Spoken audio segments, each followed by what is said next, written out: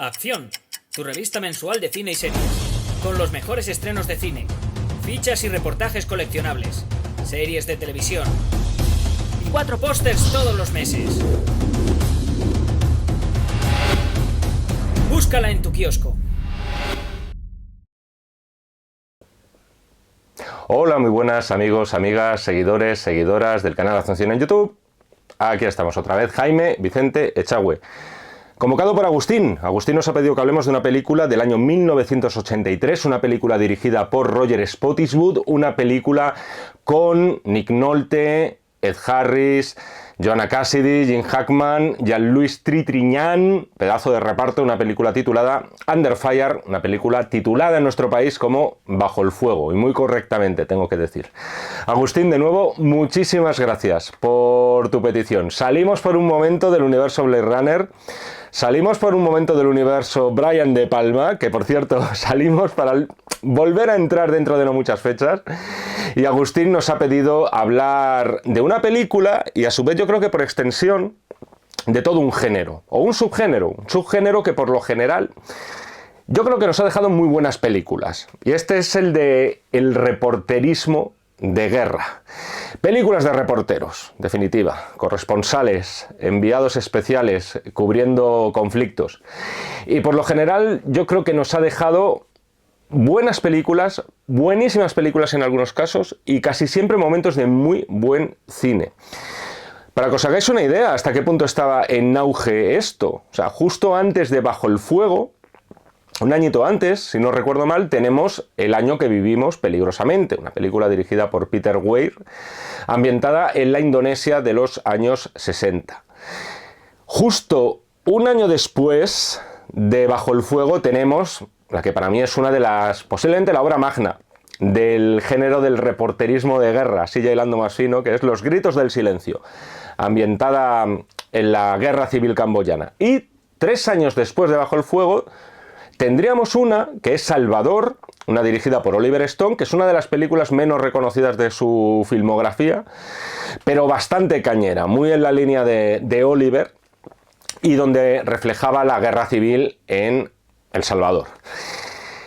Lo que tenemos en la película que nos ha pedido Agustín, Bajo el Fuego, es una historia en concreto de reporteros americanos para cubrir la revolución sandinista contra Anastasio Somoza en Nicaragua. Un conflicto que además salpicó mucho a la administración norteamericana, entonces presidida, y cuando digo entonces quiero decir cuando se estrenó la película, porque la guerra civil en Nicaragua comenzó con Jimmy Carter de la administración demócrata como presidente, pero cuando se estrenó Bajo el Fuego estaba Reagan de presidente. Y curiosamente la película no lo anticipaba, pero sí que venía a decirnos que aquí hay intereses ocultos en esa guerra por parte de Estados Unidos. Después del estreno de la película empezaron a salir una serie de informaciones más bien escandalosas. Buscad si queréis el tema de Irán-Contra y cómo se financió a lo que eran las contras revolucionarias a favor, por así decirlo, de Anastasio Somoza. Esto es interesante porque si bien se daba por hecho, es decir, el apoyo norteamericano a Somoza, quedó demostradísimo y de forma fehaciente que Estados Unidos, el tío Sam, financió o estaba financiando las llamadas contras, que, insisto, movimientos contrarrevolucionarios, que a lo largo de los años 80 trataron de acabar con el gobierno del Frente Sandinista de marcado acento marxista-leninista. Como podéis ver, lo que tenemos aquí es una de las últimas partidas que nos dejó la llamada Guerra Fría, que de forma oficial acabaría a finales de los años 80, principios de los 90, con la caída del muro de Berlín y la desintegración de la Unión Soviética. Nunca hubo, vamos a decir, un conflicto realmente abierto de atacar suelo enemigo directamente entre Estados Unidos y la URSS, pero sin embargo sí hubo un montón de peones, por así decirlo, de países peones, con los cuales jugaban a expandir su dominio. Ahí está el conflicto de Vietnam, ahí tenemos también Camboya, tenemos Laos y por supuesto tenemos Nicaragua. que es lo que va a ocupar buena parte de la conversación. Siendo películas, por cierto, todas las que os acabo de nombrar, muy distintas y tratando conflictos distintos, sí que hay una serie de constantes en todas estas pelis del reporterismo de guerra. O sea, para empezar, siempre son películas muy poco condescendientes. Es decir, suelen ser crudas y de las cuales sueles salir entre impactado, conmocionado por un lado, pero también cabreado por otro, por ver hasta dónde puede llegar el odio y la crueldad humanas. Eso para empezar. Además son películas que no se andan con paños calientes a la hora de denunciar los posibles, ahí no me voy a meter, los posibles pecados y las responsabilidades que tiene una superpotencia como es Estados Unidos en esos conflictos. Y esto me parece que hay que decirlo bien alto, porque en muchas ocasiones se habla, yo creo que ya menos, en todo caso se hablaba del cine norteamericano como exclusivamente patriotero, o sea, con gritos de USA cada vez que se proyectaba una película en la cual se justificaban todas las invasiones que se les antojaran. A ver, es cierto, estamos en los años 80, estamos en los años de Ronald Reagan, estamos en los años de John Rambo. Es cierto que en los años 80 hay una mirada, vamos a decir, muy patriotera a cualquier acción en la que tomaran parte las Fuerzas Armadas norteamericanas. Algo, por cierto, que de algún modo fue, claro, fue como una explosión, opuesto a lo que ocurría en la década de los años 70. Aquí hemos hablado de muchísimas películas, en ese sentido que en los años 70 se acababan empapando de ese ambiente enrarecido que había en Estados Unidos, derivado de los escándalos en la administración Nixon, de las escuchas telefónicas y de la desastrosísima campaña de Estados Unidos en Vietnam. Lo he mencionado 1000 veces aquí, pero tenéis películas tan variopintas como pueden ser, por un lado, Taxi Driver, o como puede ser Los 3 días del cóndor de Sidney Pollack, que también era muy crítica con los servicios secretos norteamericanos. Dicho de otro modo, los años 70 son malos malísimos para ir presumiendo de bandera y de estrellas, para ir presumiendo de barras y estrellas en el resto del mundo. Y eso tenía o tuvo su reflejo en ese cine de los años 70. Sin embargo, con la llegada de Reagan se da un giro sociológico, casi copernicano. O sea, vamos a decir que se da un giro a esa depresión, vamos a llamarla, depresión por sentirse americano, cierta vergüenza por ser americano que había en los años 70, y el cine de los años 80 es en buena parte responsable de que el grueso del público, no sé cuántos, y la mayoría, la mitad, menos de la mitad, etcétera, pero que un público que estaba agazapado y escondido, pues pueda levantarse bien alto y decir, sí señor, yo soy americano, con orgullo, ¿no? Pues bien, incluso en esos años 80, incluso en los años 80 de Rambo, de Schwarzenegger, de Ronald Reagan, exentos de cualquier tipo de crítica a los posibles, no me voy a meter ahí, tejemanejes, y a las guerras y operaciones encubiertas de Estados Unidos, te puedes encontrar una película como Bajo el fuego, es decir, una película de estudio, una película con presupuesto, una película con estrellas de muchísimo peso en Hollywood. Es decir, no era Bajo el fuego una película hecha aquí en la clandestinidad, por miedo a que la censuraran en los cines, por miedo a que boicotearan los estrenos, hecho con 4 duros y tal. Todo lo contrario. Con esto quiero decir, ¿a dónde iba? Que en muchas ocasiones, y antes he citado a Oliver Stone, y es un gran exponente en ese sentido, el cine americano no ha dudado en poner el dedo así en la llaguita, apretar fuerte y en denunciar los posibles abusos que hayan podido cometer sus gobernantes, sus fuerzas militares o sus servicios secretos. Pero política aparte, porque no quiero que sea un eje central del vídeo, ya sabéis que aquí estamos para juzgar películas. Yo creo que además en eso, Bajo el fuego, en lo que es su mensaje, es cristalino, es decir, en su crítica.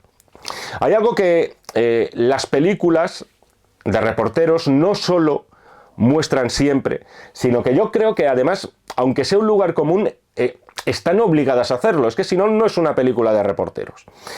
La película de Roger Spottiswoode no es una excepción en ese sentido. ¿A qué me estoy refiriendo? A que todas estas películas de corresponsales de guerra son películas sobre la adopción de un compromiso. O sea, surge la duda, el debate, ¿hasta qué punto un reportero debe involucrarse, debe mojarse en ese conflicto que él está cubriendo?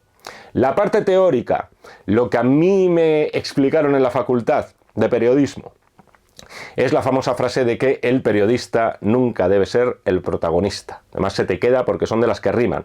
El reportero debería ser, en principio, como esos forenses que entran en un escenario del crimen. No deben tocar nada, no deben manipular nada, deben ser como notarios de la actualidad.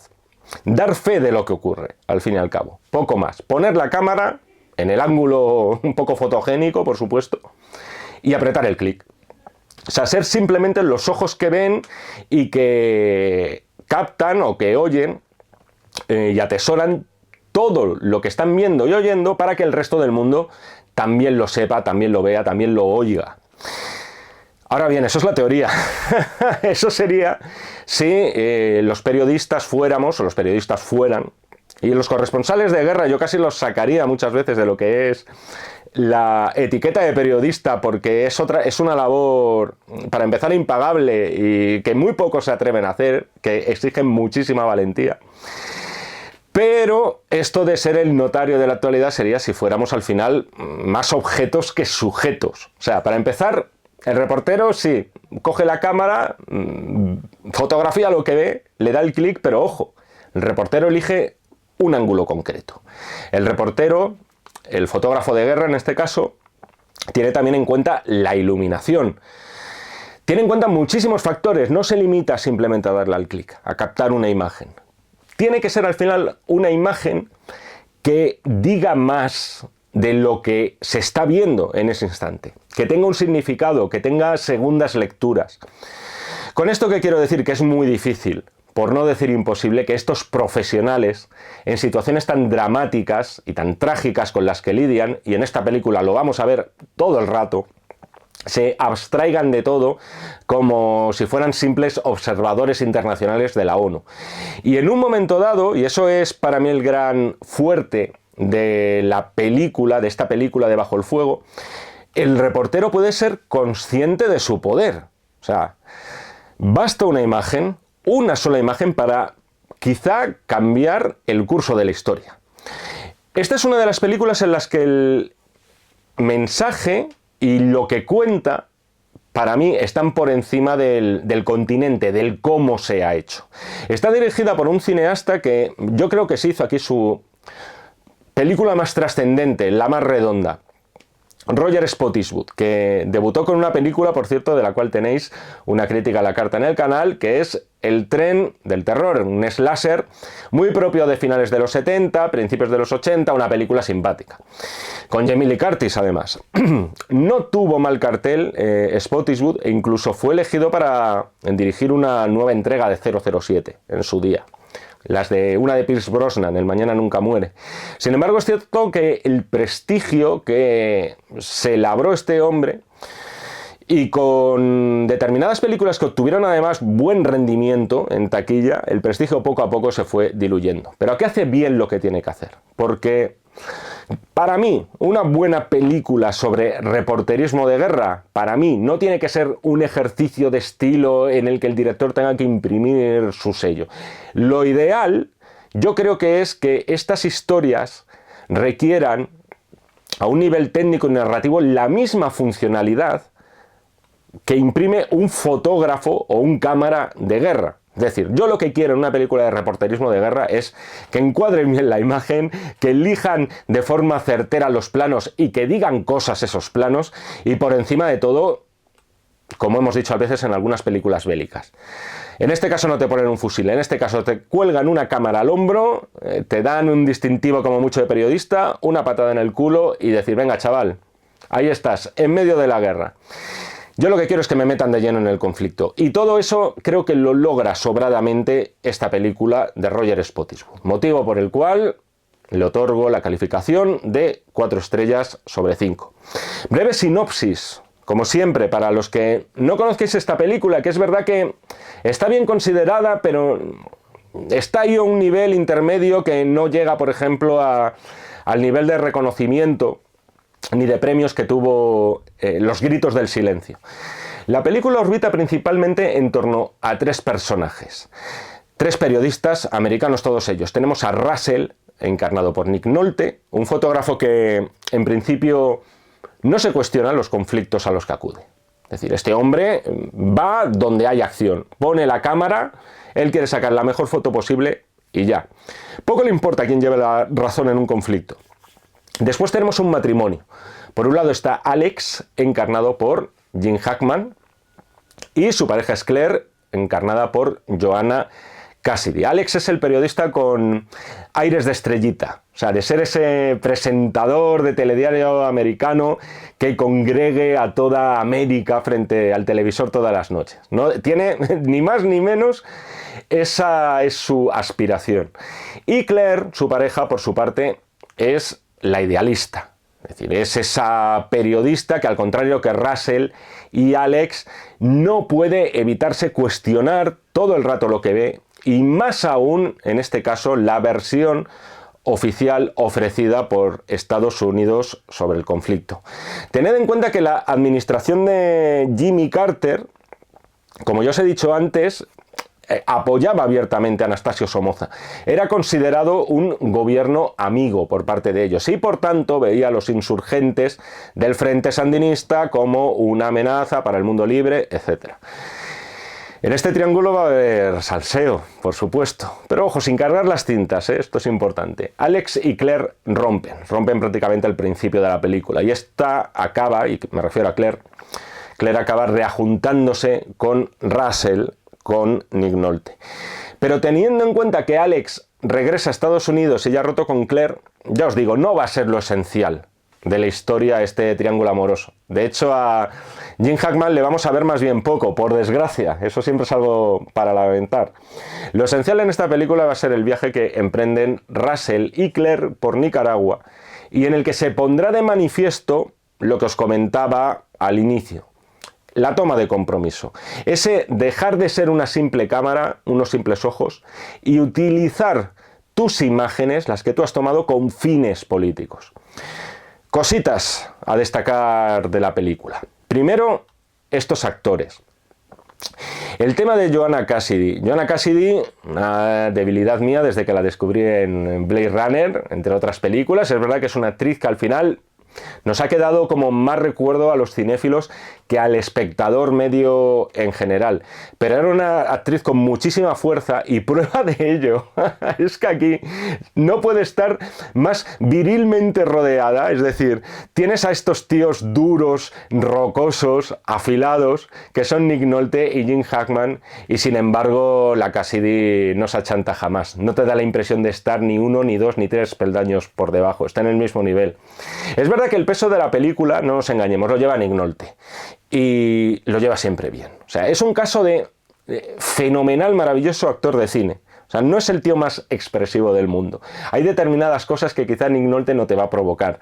Pero hay una serie de papeles como este, de tío de vuelta de todo, de descreído, de en plan yo estoy aquí para currar y poco más, que domina a la perfección. O sea, y aquí con el plus añadido de que esa coraza, que ya de por sí parece que siempre tiene Nick Nolte, se va a ir poquito a poco resquebrajando a medida que vaya metiendo las narices en el conflicto. Gene Hackman, ya os lo he dicho, sale mucho menos, pero Gene Hackman, o sea, ¿qué más hay que decir? Le bastan poquitos minutos, muy pocos, para demostrar el actorazo que era, capaz de dar vida a cualquier guión que le pusieran enfrente. Es decir, a este hombre le dice: Jim, haz una mesa camilla, interpreta una mesa camilla, y posiblemente te lo haría bien, convincente. Posiblemente se llevaría una nominación al actor secundario. Hay que destacar también a otros 2 personajes en esta historia, mucho más secundarios, pero muy interesantes.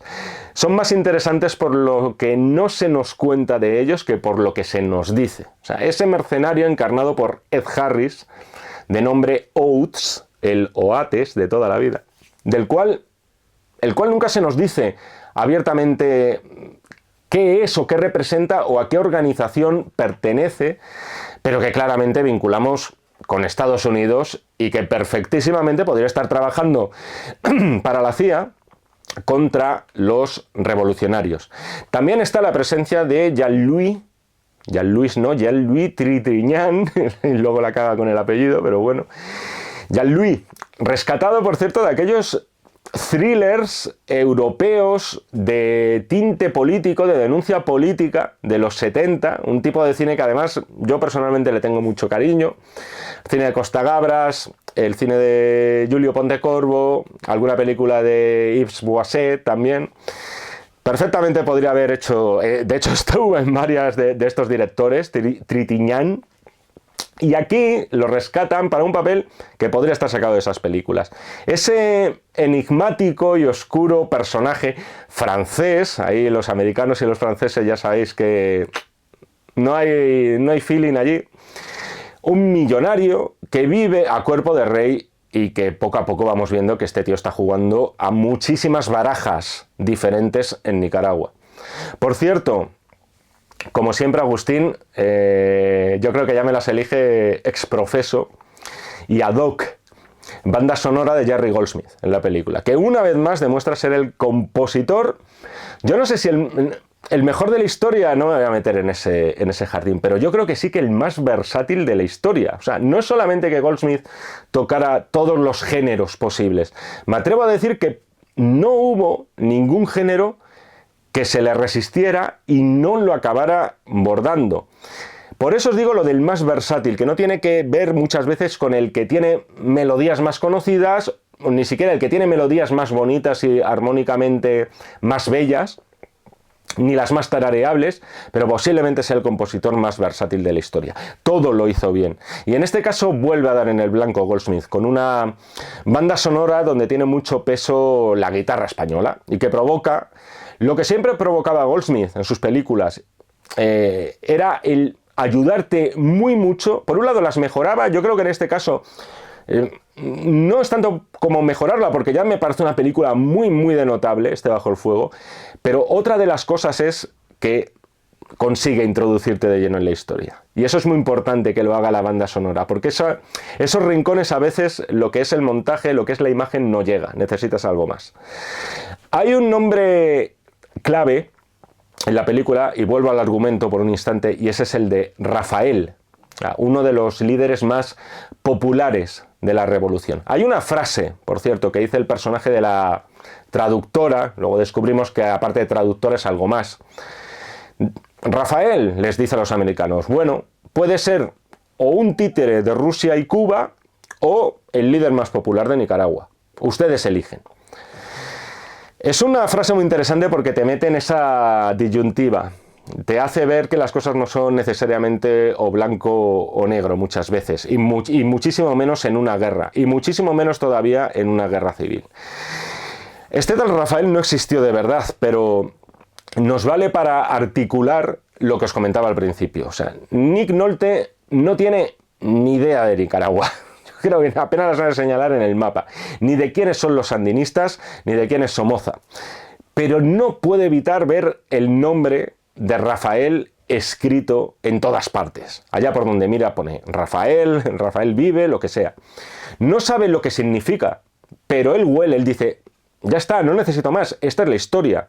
O sea lo que sea que está ocurriendo aquí, no me importa. Yo lo que quiero es el pez gordo. Quiero encontrar a Rafael, quiero sacarle la foto. Esa es la foto. La foto que si logra hacer será portada, por otro lado, en periódicos y revistas de todo el mundo. O sea, no parece, por cierto, el de Russell un personaje con un ego desmedido o con enormes ansias de grandeza y de protagonismo como sí tiene el personaje de Gene Hackman. Pero al final el de Russell Crowe es otra cosa, es más bien como un cazador. O sea, sí que aspira a lograr la presa más grande. Y ahora mismo el pez gordo es ese, Rafael.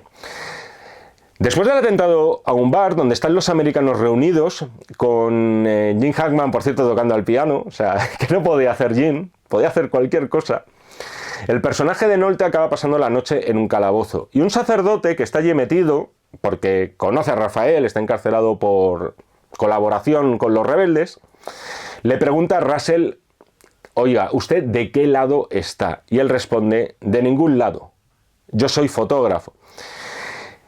Ese es el punto de partida, eso veremos que va a ir cambiando a lo largo de la película. El famoso arco del personaje, aquí tenéis un ejemplo de primero de guión, en este caso. Y por muy que sea de primero de guión, es que sigue siendo el ABC de la narración, es decir, sigue funcionando.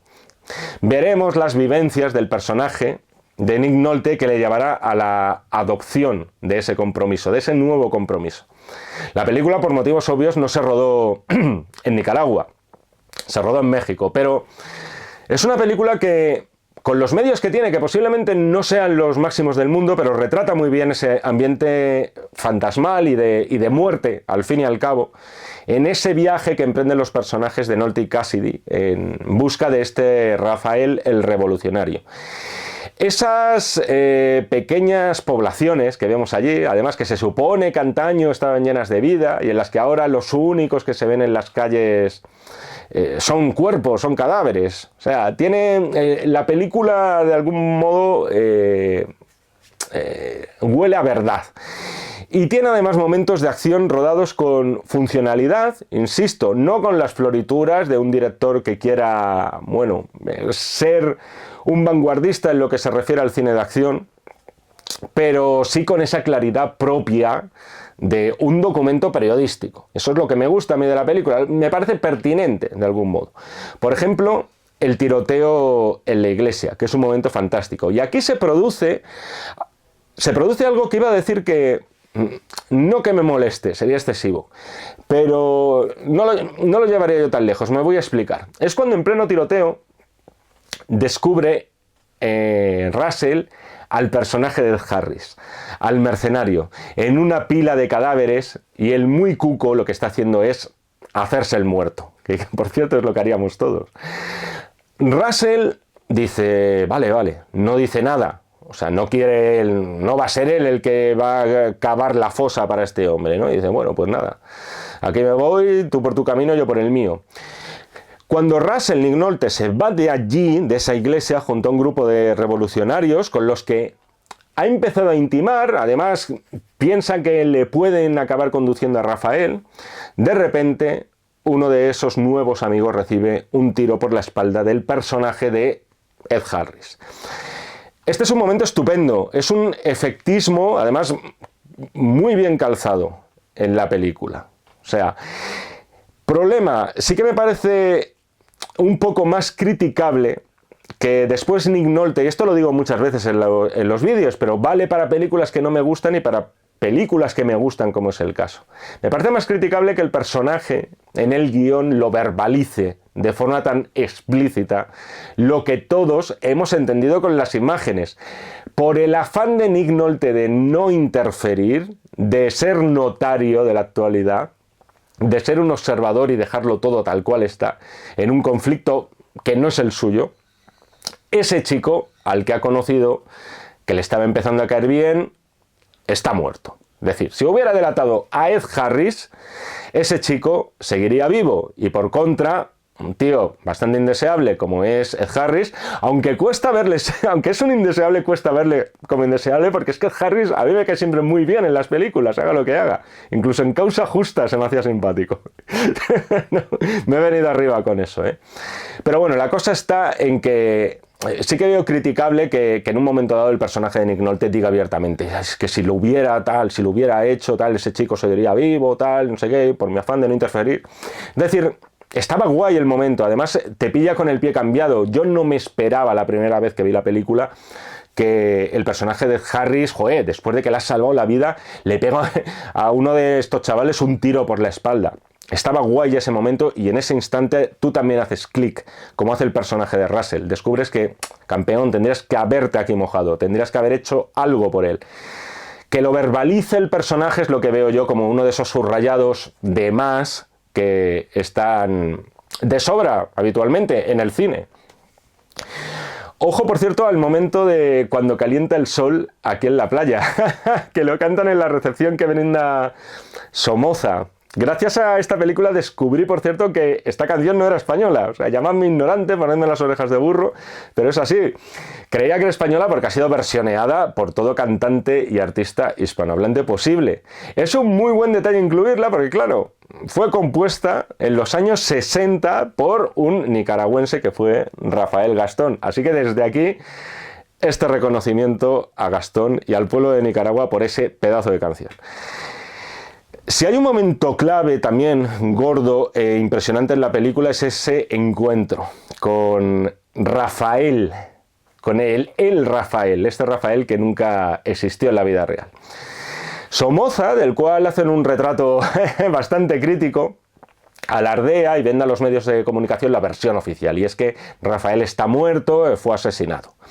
Y es aquí donde se produce un momento maravilloso, que es el encuentro de Russell y Claire con Rafael, por fin, cara a cara. Bueno, cara a cara, el encuentro en realidad es con el cadáver tendido de Rafael. En realidad Somoza tenía razón, Rafael estaba muerto. Está genial aquí, por cierto, la puesta en escena. Aquí sí que ves cierto afán virtuosista, con el cuerpo sobre la mesa, tiroteado y entrando solo un poco de luz a través de los tablones. Muy tétrico, pero muy expresivo.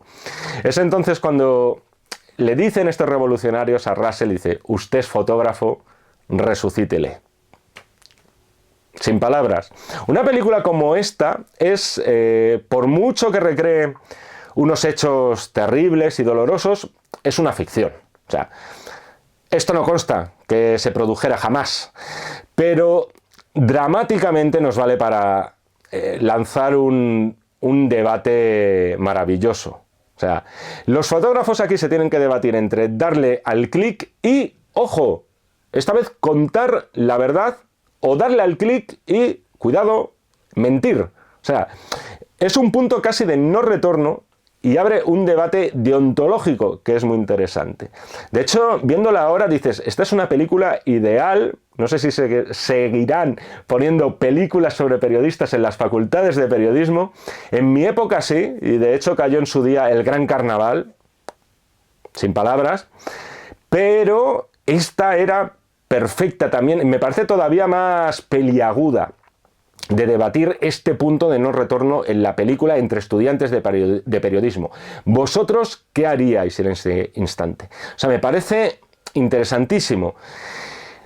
Lo primero que se me ha venido a la cabeza es esa cita de que en una guerra la primera víctima es la verdad. O sea, y al final la materia prima, y es cierto, la materia prima de los reporteros de guerra es la verdad.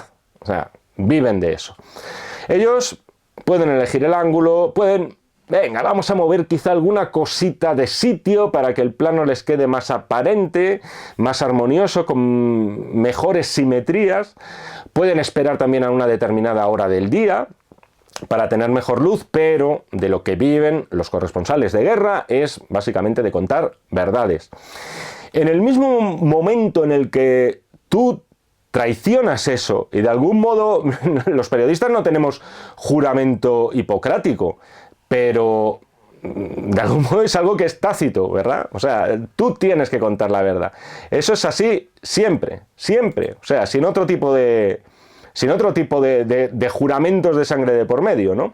En el momento en el que tú te pasas por el arco del triunfo esta historia, ¿te puedes seguir considerando un profesional digno o, por el contrario, al final acabas convertido en un simple instrumento de propaganda? O sea, en este caso Russell y Claire acceden a la farsa de los revolucionarios. Es verdad que por una buena causa. No me acuerdo ahora muy bien de los motivos, no me han quedado muy claros, pero si hacen creer al mundo que Rafael sigue vivo, eso podría, no me acuerdo ahora por qué pirueta geopolítica, eso podría evitar una nueva ofensiva patrocinada por Estados Unidos, que de estar Rafael muerto, quizá enviaría más armas a Somoza para aniquilar a los sandinistas. Está esa coartada humanitaria, pero el debate que te provoca la película, y más si eres periodista, es de muy difícil respuesta. Es decir, solo esto, para mí, ya te justifica ver una película como Bajo el Fuego, y yo os lo lanzo a los que seáis docentes, si hay algún profesor de periodismo, sobre todo de ética periodística, esa famosa asignatura más bien voluble. Yo creo que esta es una película ideal para debatir. La muerte del personaje de Jim Hackman no deja de ser triste, pese a ser un tío que no cuenta con demasiados atributos para ser simpático, pero me pasa como con Ed Harris, que Jim Hackman, macho. Y pese a que vemos su muerte a través de la cámara de Nolte y con mucha distancia y con cierta frialdad, y además también en algo que no te da ni tiempo a reaccionar, te impacta.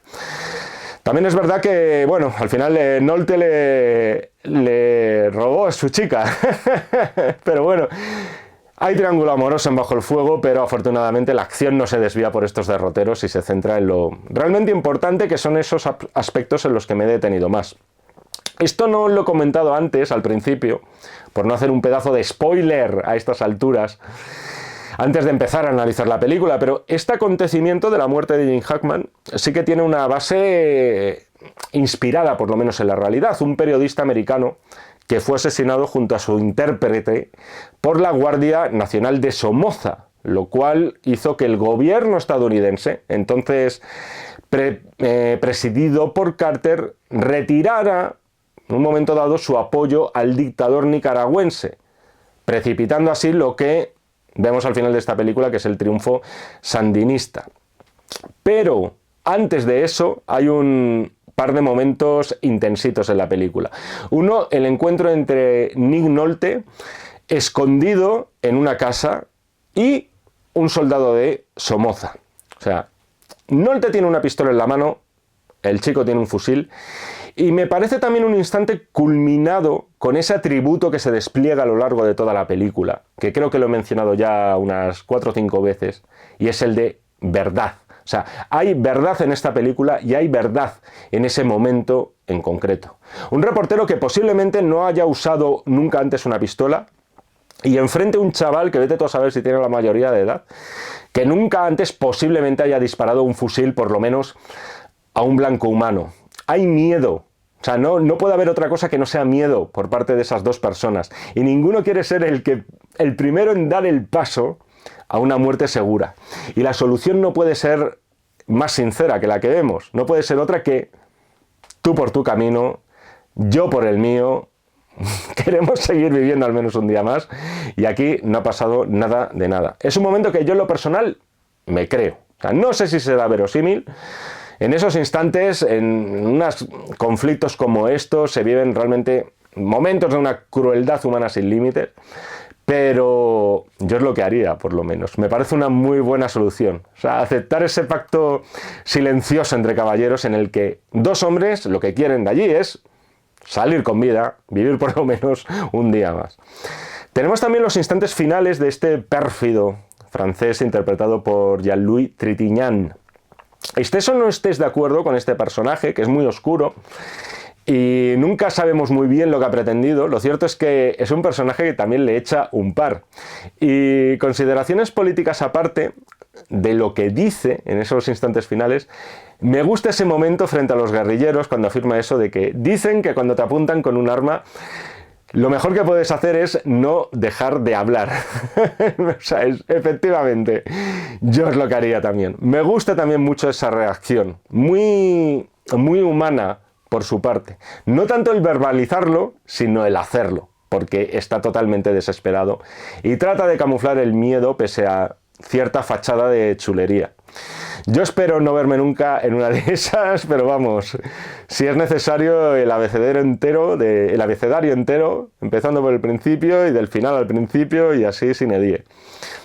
Hay reflexiones también incómodas en la película, pero bueno, esto ya lo habréis deducido un poco con todo lo que estamos hablando. Pero no pueden dejarse de lado algunas muy interesantes.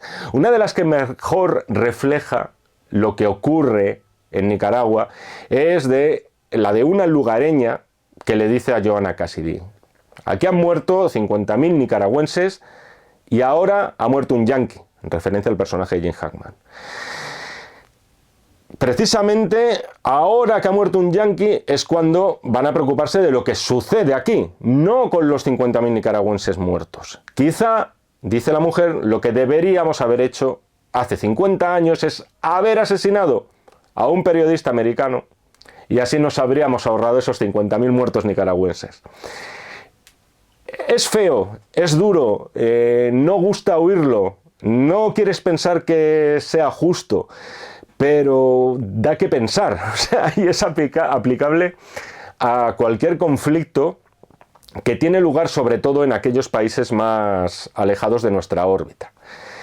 Finalmente, en julio del 79, Somoza se exilia, han triunfado las banderas rojas y negras de los sandinistas. Eso sí, por ahí está el personaje de Ed Harris, todavía, por ahí está este tal Oates, tan fresco, tan campante, tan feliz, y esperando que en cualquier momento, en cualquier otro rincón del globo, sea convocado por no sabemos quién, por no sabemos qué extraña administración, qué gobierno, qué país, quizá para hacer un nuevo trabajito donde nadie quiere hacerlos. Y con este sopapo por parte de la película al gobierno estadounidense termina este vídeo, esta crítica a la carta de Bajo el Fuego.